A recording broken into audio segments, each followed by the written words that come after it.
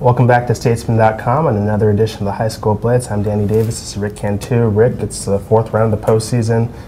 Season's almost over. Only a couple more weeks until we get to go to NRG Stadium in Houston, but we've got some work to do. So to the five teams we need to talk about today.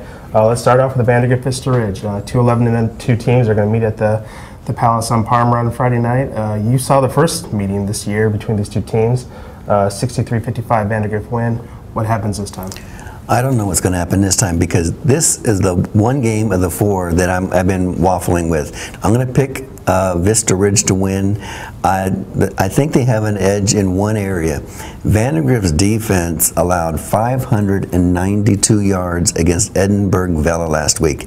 They were able to squeak by with a 49-39 win, but I think that defense is going to be critical in a game like this.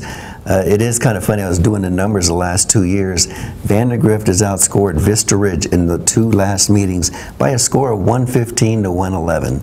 So again, it could go either way, but I'm going to stick with Vista Ridge this time to outdo the Vandergrift defense. Look, if you like offense, those are two teams you're going to want to watch. Travis Brandon scored 16 times in the playoffs. Matt Snow, Isaiah Valera putting up absurd numbers at Vista Ridge. Matt Snow's actually been kind of overshadowed this year because of the numbers that Travis Brandon and Sam Ellinger at Westlake have posted. But I actually think a name to watch in this matchup is going to be Culver Sumner. He's a senior on Vandergrift. He plays defense for him, has about 75 tackles. Also plays offense, has 15 receptions. He's going to be busy. They need him to have a big game on offense, so some of that pressure gets taken off Travis Brandon, because I'm sure Coach Vincent and his group have circled number 5 on their scouting report. But I go with Vandergrift in this one. They won the first time. I say they win time number 2. It's going to be close. It's going to be a good game. Let's go head on down to San Antonio, the Alamo Dome on Friday night. We got Cedar Park. We got Cal Allen. Cal Allen lost to Tybee early in the season by 16. This is the same Tybee team that Cedar Park blew up by 35 a couple rounds ago. That seems to make me lean towards Cedar Park. Is that the way you see this going? I'm leaning heavily to Cedar Park. They've outscored their opponents this year by an average of 49 to 14, and they've been good ever since they knocked off the top-ranked team, Aledo, in the very first game of the playoffs. And they're doing it in a different way. They're doing it without superstars. Jack Grimm is a very good football player. He can run and he can receive the ball with equal efficiency, but they're not getting big numbers because they're spreading the ball out to so many different guys. They're the deepest team in the playoffs that I've ever seen locally. I just think Cedar Park has too much firepower. They're going to win this game. Yeah, I got Cedar Park too. Tommy Levine scored 9 straight games from senior wide receiver, having a very good senior year. Their defense, you were there last week. They didn't even give up 100 yards of offense. It'll be fun to see how they play against Cal Allen, which is actually led by a freshman this year. Alec Brown has flirted with 200 rushing yards in 3 of his last 4 games, but I think Cedar Park moves on, and we'll be talking about them in the state semifinals, which seems to be a yearly occurrence for us. Let's go to Saturday. Let's head on down to Kyle Field. Saturday at 2, Lake Travis. Rockwall 13-0 versus a 10-3.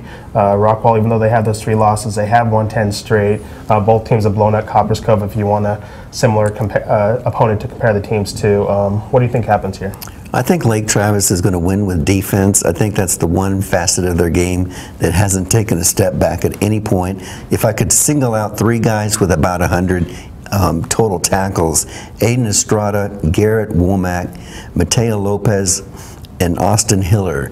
They are the pillar of a team that really does not like to give up any points.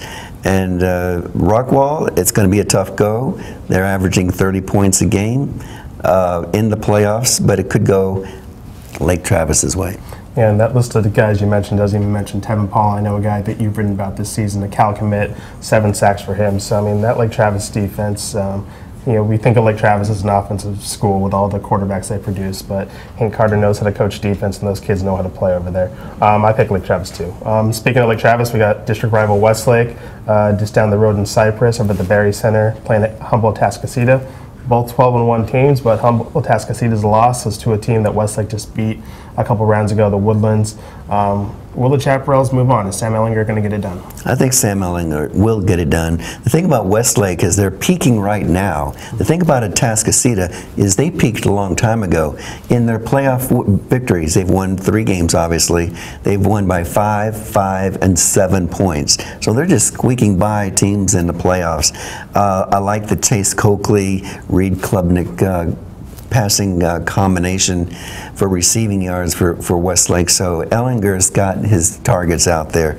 I just don't see Westlake slowing down until maybe the state finals. Yeah, and the Westlake running game may have gotten started last week against North Mesquite. Noah Hodes had 125 yards. He's actually the first Westlake rusher not named Sam Ellinger to hit 100 yards this season, so we'll see if that continues. The Westlake defense is going to be a little bit is going to be tested differently this week. They had 3 run-heavy teams the first 3 weeks of the playoffs. This week, Davey and Boyd can throw the ball a little bit. Had 335 yards against Cedar Ridge in the second round of the playoffs. As we know, Cedar Ridge is coached by Todd Ford, who is pretty familiar with Todd Dodge over at Westlake, so maybe Coach Dodge can get a scouting report from his good friend, Coach Ford. But I think Westlake wins this one, and we'll be talking about Westlake and Lake Travis and Cedar Park and either Vandergrift or Vista Ridge next week, which should keep us busy. I think we're both going to be going to Houston later this month to see some good state championships from Central Texas. As always, check out statesman.com over the weekend to see how good or bad we did, and we'll see you next week.